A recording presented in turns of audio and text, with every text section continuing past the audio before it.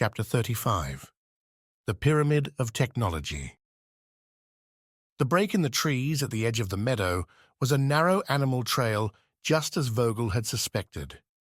He would have found it eventually, even without the help of the mandrill, since it was the only break in the thick jungle foliage.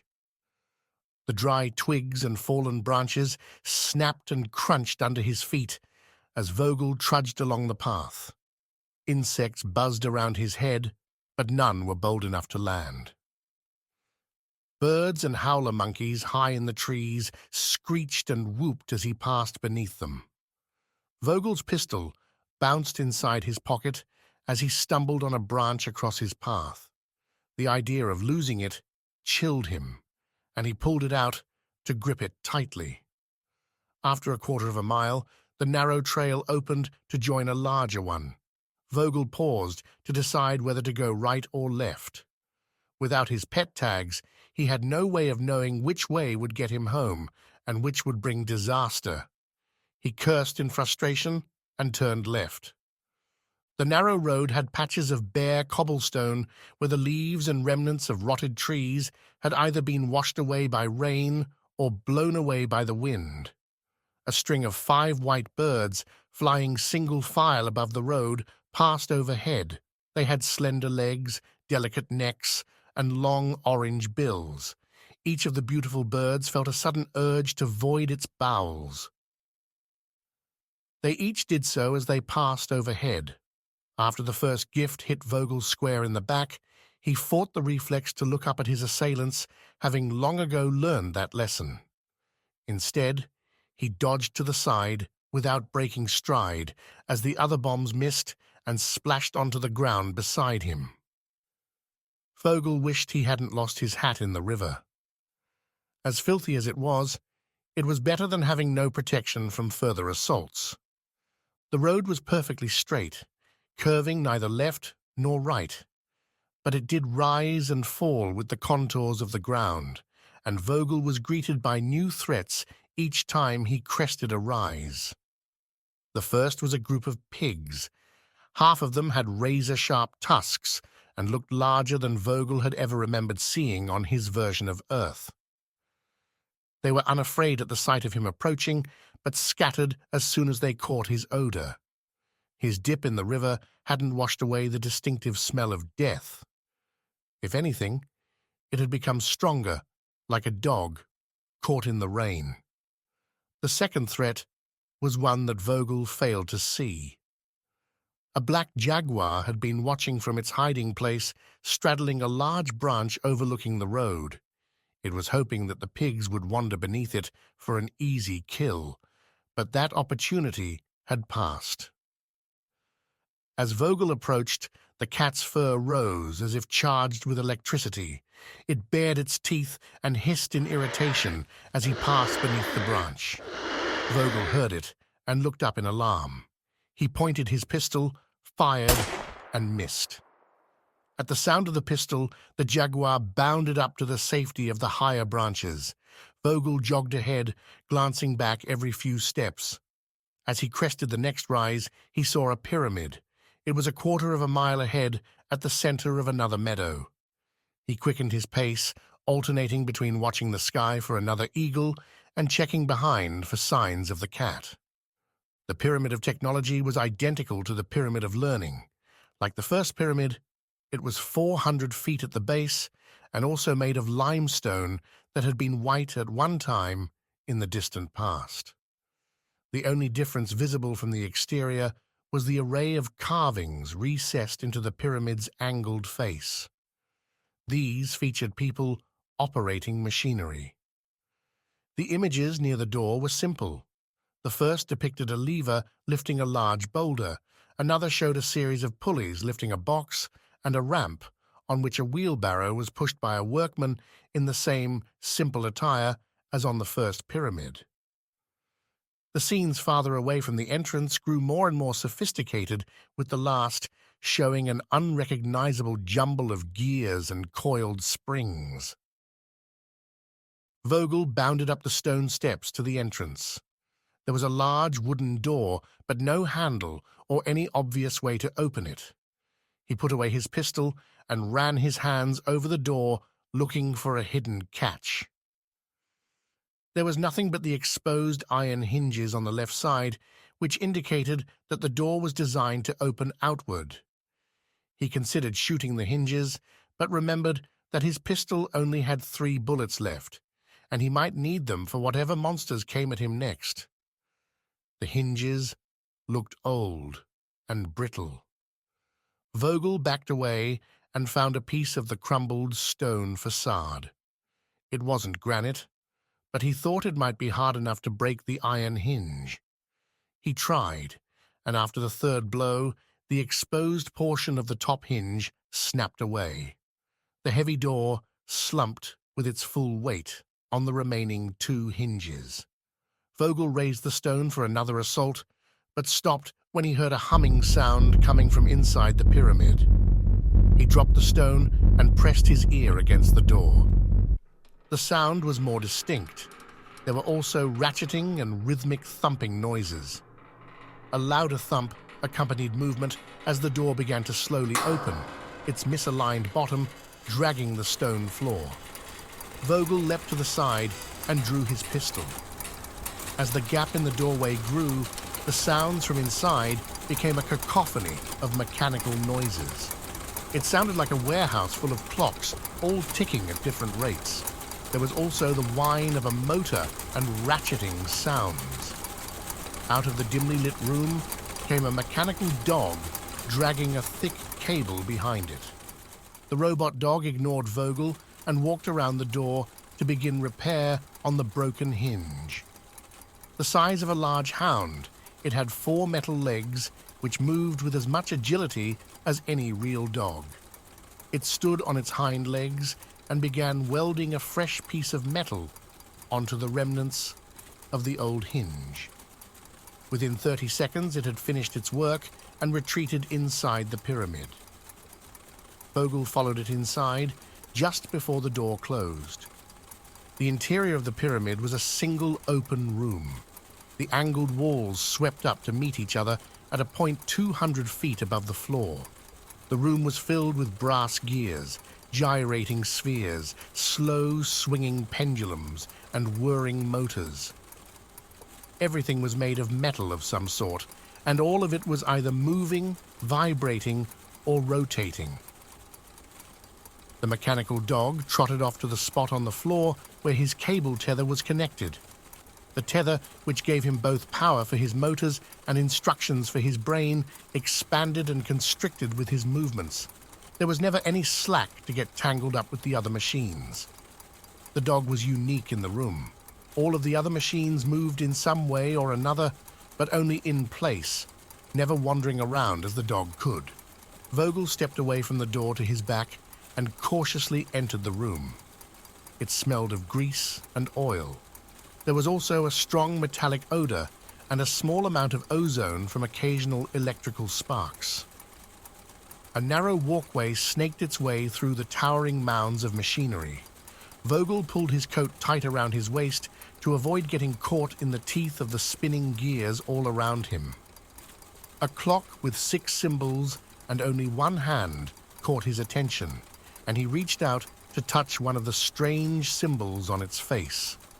At his touch, it stopped ticking, and the hand ceased its sweeping. The dog lifted his head, turned slowly toward the broken clock, and walked over. Vogel stepped back. The dog sat in front of the clock and raised its front paws toward the broken machine. As it did so, its paws transformed into hands, with 3 fingers each. They lifted and examined the clock, opening a small hinged door at the back. It was filled with motionless gears. The dog's right hand transformed again and became tweezers, which navigated the slender doorway and brought out a broken coiled spring. A drawer opened out of the dog's chest, and it deposited the broken part just as the drawer began to close again. The dog was motionless for several seconds, and Vogel was about to continue exploring the rest of the machines when the drawer opened again. The dog removed the repaired spring and installed it back into the clock, which resumed its ticking.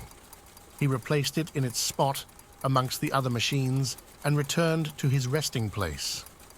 Vogel watched this with curiosity, and when the dog had laid its head between its outstretched paws, he tipped the clock forward until it tumbled to the floor with a crash.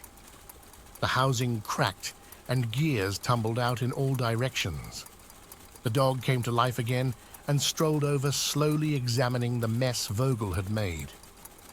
It sat once again near the broken parts, but this time a seam along the dog's spine parted, and 2 doors swung open. Dozens of slender tendrils snaked out, each one searching and finding one of the clock's broken parts, bringing it to the pile in front of the dog. Once they were all fetched, the tentacles receded into the dog's back, and the doors closed. With great dexterity, the dog began reassembling the clock. Vogel had no patience for that and decided to test the dog's capacity further. He swept his arm in an arc across a shelf, pulling a swath of destruction onto the floor in front of the dog. It slowly raised its head to look at Vogel with its glowing red eyes. "You are annoying my dog," said a voice from behind Vogel. He spun around with his pistol out, but the mechanical man was too fast and shot 2 darts into Vogel's chest before he could fire the pistol. The wires that trailed behind the darts sent enough electricity into Vogel's writhing body to leave him in an unconscious heap on the floor. When he awoke, Vogel found himself bound to an armchair made entirely of steel. His feet and arms were held securely to the chair by thick, twisted copper wires. Directly in front of him sat the mechanical dog, staring impassively with his glowing red eyes. "Who are you?" demanded Vogel. He craned his neck and searched the jumble of junk for the mechanical man. Vogel struggled against his bonds but made no progress. His hands were already tingling from lack of circulation. "Where are you? I know you're here," he growled. The strange man came around a pile of spinning globes of various sizes, and Vogel got a better look at him. He was the height of a normal man, but made completely of metal. His head was gold, which shone so brightly that it was difficult to look at. He wore no clothing and had only the minimum of body parts: a smooth silver torso devoid of features, 2 polished silver arms, and 2 bronze legs. There were no joints, yet he bent in the same places as a human body would. His ankles and knees distorted as he walked slowly toward Vogel. His feet had no toes, but his hands and face were very human-looking, except for the same glowing red eyes as the dog. The only distinctly non-human feature was the umbilical cable attached to his lower back, which he dragged behind him. It stretched as he moved and gave no sign of reaching its limit. The man stopped in front of Vogel and patted the dog on the head. It retreated to its post in front of the door and laid down. Its red eyes dimmed slightly. Vogel struggled one last time and finally relaxed. "All right, you've got me. What do you want?" he spat. "I wish to trade," said the man. "I have nothing to trade. Let me go or kill me," said Vogel, feeling as if one would be as acceptable as the other. "Oh, but you do have something. You have information, and as it happens, that is the only commodity in which I trade. We will exchange information," he said, as if it were a settled matter. "We will start with names. Mine is Kalevala." "I have no interest in your name. If you can get me home, do so. Otherwise, leave me be," grumbled Vogel, but he was slowly warming to the idea that this tin man could actually have information that would help him get home. "I cannot help you get home if I do not know where that is, mister." "Vogel," he finally replied, as if it was a terrible effort to do so. "I'm pleased to meet you, Mr. Vogel. I am, of course, just being polite. I don't really like visitors." "Visitor?" said Vogel sarcastically. "Are you going to set out some tea?" "Sadly, I have none. Many come, but few are invited in. Visitors bore me. Tell me, Mr. Vogel, How did you come to be here in this world? How do you know I'm not from here? Maybe I'm just a local man out for a stroll. I see all, I hear all, and if you were from my world, I would know it. A projector somewhere in the pile of machines came awake and played a grainy, flickering black and white image against the angled ceiling. It showed a small group of mandrills sitting around a fire. "Friends of yours?" he asked, rhetorically. "One of my experiments in genetic engineering," said the Tin Man cryptically. Vogel grumbled, "Such a lovely place you have here. Lots of friendly animals." "Yes, it is. An interesting place, if not a safe one. On that, we are in agreement. But you have not answered my question. How did you get here?" "I don't know how I got here. How did you get here? Who built you? Your dog?" he sneered. Kalevala laughed. "No, not by my dog, but thank you for that. I have not laughed in a very long time. I fear I will eventually lose my sense of humor altogether. Do you know any jokes?" "No," said Vogel flatly, "and I have no patience for this nonsense Tin Man." Kalevala chuckled. "Man! Oh, you've made me laugh twice now. I'm no man, or haven't you noticed? I'm something more than man or woman now, although I never cared much for the form I was born with. No," she laughed again, "I was never a man. I made myself," she said proudly, running her hands over the smooth torso, "bit by bit, replacing important parts as they needed it. And the unimportant parts, well," she said in a wistful tone that was almost regretful. "But enough about me. I'm dying to know your story. Tell me, Mr. Vogel, you're not from this world, are you?" Vogel growled, "Not more of this parallel universe nonsense. You're just a lunatic in a costume, and this place is a tropical hellhole somewhere. Nothing more," he said bitterly. Kalevala turned more serious and bent slightly to look him in the eye. "Oh, it has everything to do with parallels and geometry, Mr. Vogel. Everything." Vogel stared back at her, impassively defiant. She straightened back to her full height and returned his stare. "Why did you break into my home? What do you want?" demanded Kalevala, and when, as expected, Vogel refused to speak, she answered for him. "I think you're lost," she said smugly. "I think you came in here looking for answers to where you are and how to get home, and maybe even," she paused for effect, "maybe even a way to fix you." Vogel's eyes flashed, but only briefly. "I don't need you or your help." She bent down to face him again. "Liar," she said simply, and straightened again. "But you're in luck. I'm in a good mood. You've made me laugh, and I do have an appetite for stories. Tell me yours, and I'll tell you mine." Vogel considered it for a moment. This strange creature may actually be able to help him where none had before. At the very least, if he kept her talking and distracted, he might get free of his bonds. "What do you want to know?" he grumbled. "Tell me about this power you have to break things with just a touch, and tell me how you came to my world." "I came here in a machine designed by my wife. On my first attempt to use it, the thing cursed me. After that, any machine that I touched would break. And people, it also killed her. The cursed thing used me to kill my wife. It's evil, and now it has brought me to you." "The end," he spat. "Interesting," said Kalevala slowly. "And this machine is here, right now?" Vogel nodded but didn't add any details about the location of the cutter. "That was not much of a story," said Kalevala. "Still, I suppose it's my turn now." She folded her arms, looked up at nothing in particular, and tapped her metal finger on her metal chin. It made a hollow, clanking sound. "Where to begin? In the beginning. Oh, I like that. That's a good start," she began, pacing as she spoke, her umbilical cable swaying behind her like a dinosaur tail. "In the beginning, there was a beautiful... No, that's no good. There was a perfect being. Me. But I was sad because I was surrounded by..." She turned and shot Vogel a disgusted look. "Idiots. There were some clever ones too, I don't mean to be unkind. Some of them were quite clever, but I would say the ratio was... She waggled her head from side to side, about 80% dull and 20% clever.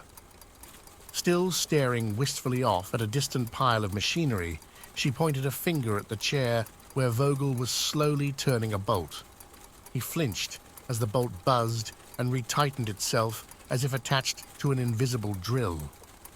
Vogel snarled through gritted teeth. "Now don't be rude. I'm just getting to the good part."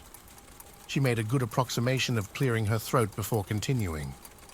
Everyone was in complete agreement that our three-dimensional world had 3 dimensions. She giggled. Even the dull ones couldn't argue around that.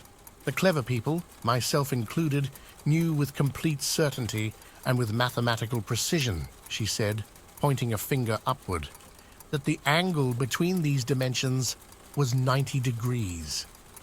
Kalevala paused and studied Vogel for a reaction. He blinked impassively. But all the others could argue until the wee hours of the morning that the angle was, in fact, 60 degrees. Vogel scoffed and again tried to wiggle free of his restraints, and again failed. "You laugh, but I'm telling you I was there. These 60s, as we called them, were adamant about it. They said there was beauty in 60 degrees, and that's all the proof they needed, indeed all the proof anyone needed. Squares are ugly. Triangles are beautiful, they would say, and they meant it. Of course, the math just doesn't work, and without math, there's no engineering, and without that," she scoffed, "well, without that none of the machines work. This nonsense went on for years without resolution. The 60s built this place." She swept her hands through the air. "And of course 2 others, just like it, so they could form a triangle. This was supposed to be their proof that they were right, and convince the rest of us.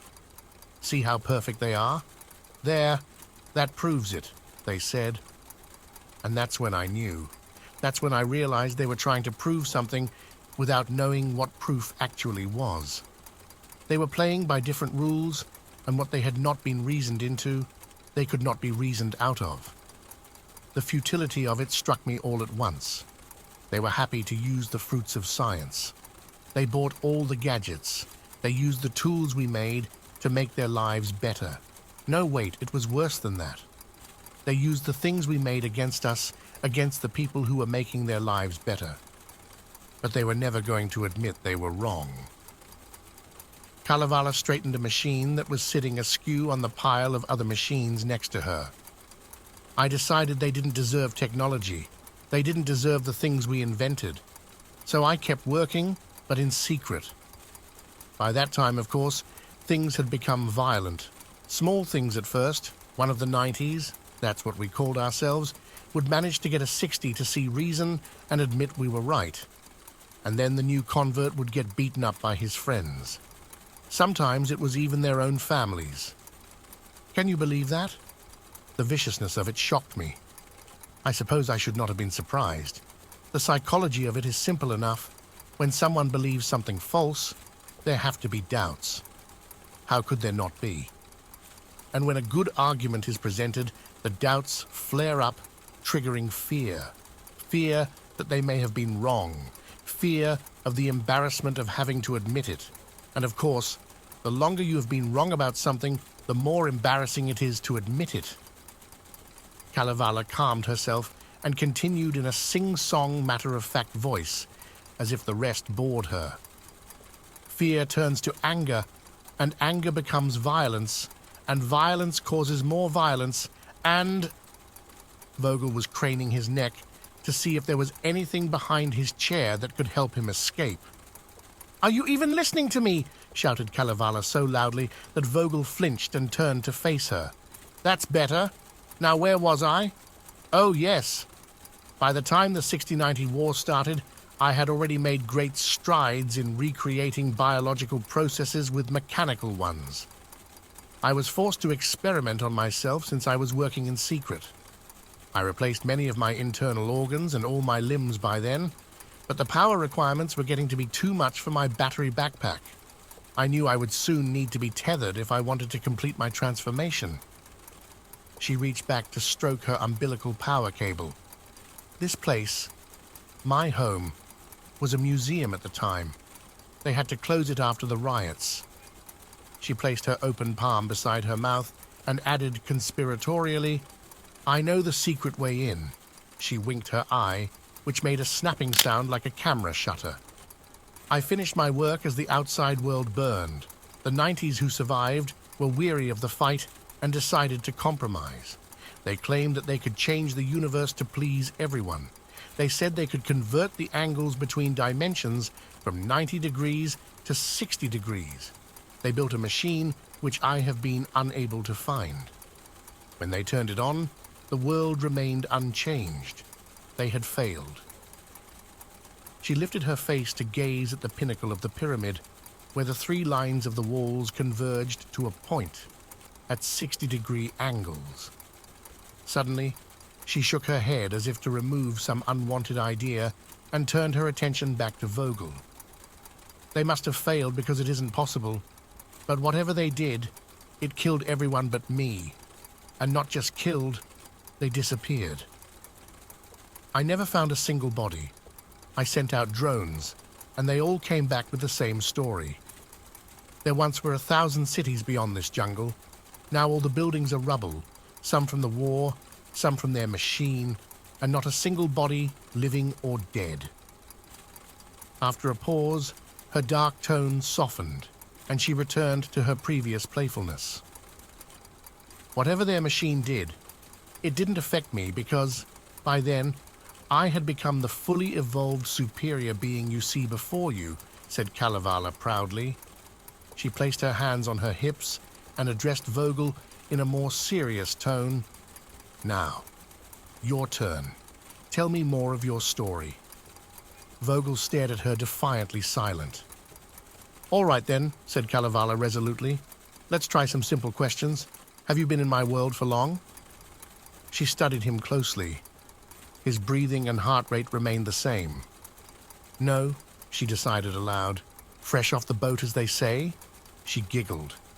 "Now, my other 2 visitors." The projector came back to life, showing Daniel and Fate on the road. "Do you know them?" His heart rate jumped, and he blinked. "Well then," said Kalevala playfully, "can't wait to meet them." Vogel chuckled. "You think I care about them? Do what you want with them, if they're not already dead from this miserable place." Kalevala made a clicking sound of disapproval. "I do hope they're more agreeable than you. Now then," she reached behind her back and produced his pistol. Vogel leaned to the side as far as he could, curious to see where she had hidden it. "What is this little machine?" She turned it over in her hands, examining it closely.